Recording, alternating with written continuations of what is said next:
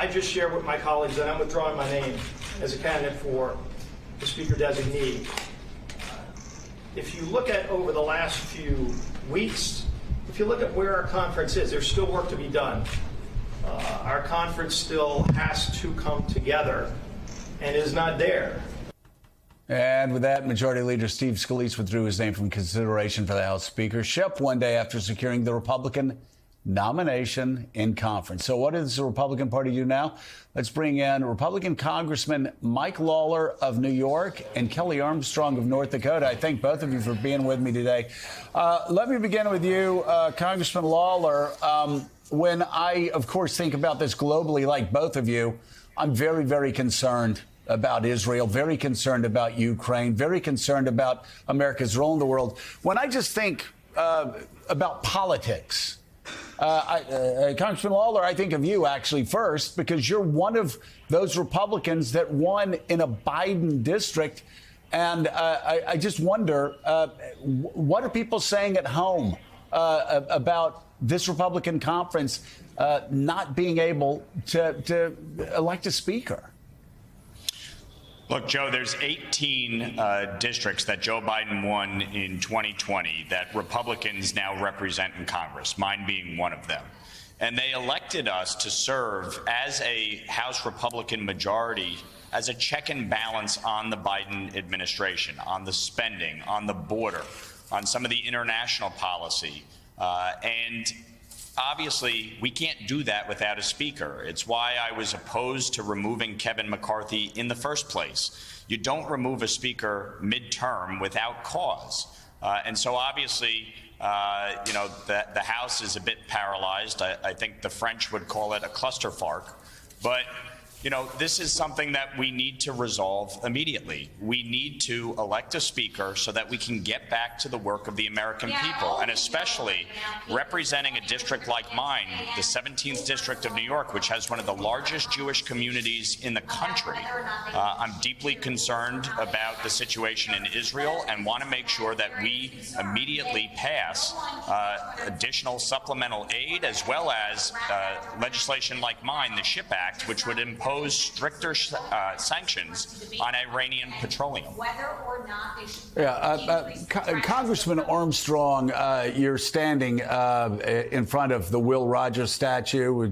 Of course, as you know, he famously said, "I don't belong to an organized party. I'm a Democrat."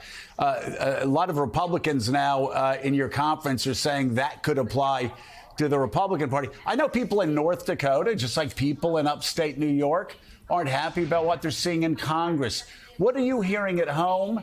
And what are you telling your fellow congressmen, your fellow conference members? Well, I'm telling them the same thing that I tell everybody. This wasn't a McCarthy problem. I'm exactly like Mike. I spoke on the floor in favor of keeping Kevin. I think a coup without a successor is just chaos. I think we're witnessing that right now.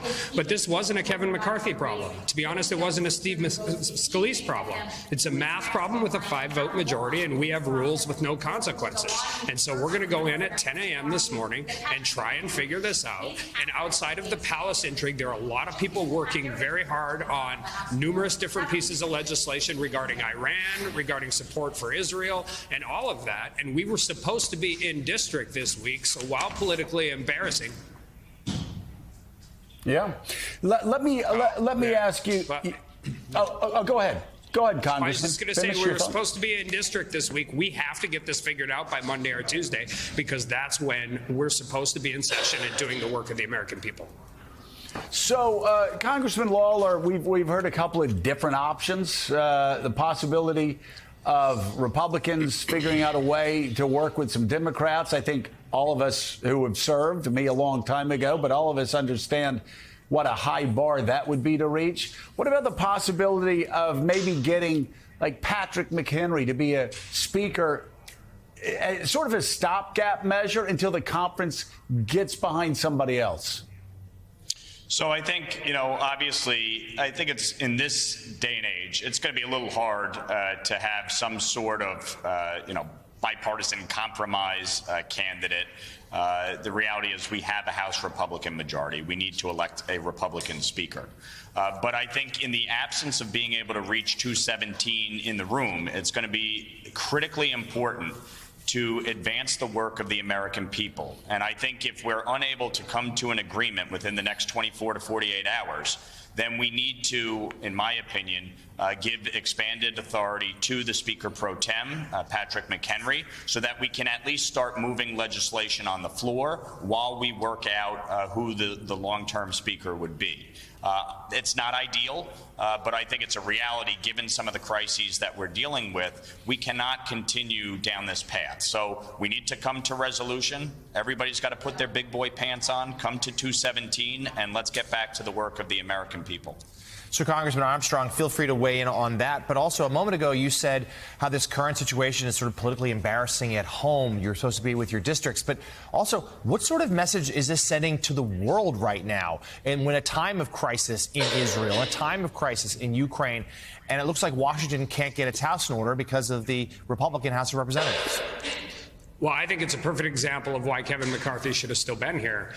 There is nobody whose bona fides on the relationship of the United States and Israel are as good as his. In fact, he was the first person to come out and lay out a speech and a plan and what we should be doing as Congress. And yes, as Mike said earlier, the American people sent Republicans to Congress to be a check and balance on the Senate and the White House. We need a Republican leader showing the world that we are capable of doing these things. And so when we don't have one, it is not great for us internally. It is not great for the country. And no, it's not great for the world. Congressman Lawler, I just want to finish with you because last segment we were talking about how the terror attacks, whether you're talking about Hamas or Hezbollah, whether you're talking about Islamic Jihad, it all starts in Tehran with the leaders there, and of course they're funded by oil. That's it. That's just it. They're fund. They're. You know, we talked about the $6 billion fund that came out of a waiver for South Korea in 2018. What do we do as a country to turn the screws on the money, the petrodollars that are flowing in and out of Tehran? Well, the biggest purchaser of Iranian oil is China. And the SHIP Act is intended to impose sanctions on anyone who purchases, transports, refines Iranian petroleum. And I think the world, the free world, needs to get serious about cracking down on Tehran. They are the biggest state sponsor of terror. They fund and back Hamas, Hezbollah, and other terrorist organizations with the express intent of wiping Israel off the face of the earth, period.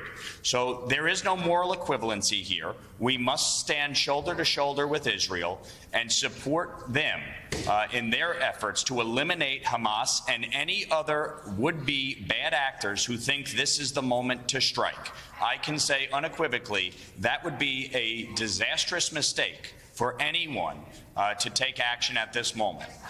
We need to eliminate Hamas. I fully support Israel in its right to exist and to defend itself, and we need to crack down on Tehran like never before, because the Iranian petroleum is what helps fund the terrorism, and it needs to stop. All right, Republican Congressman Mike Lawler and Kelly Armstrong, good luck getting to 217. Hope to see you again soon.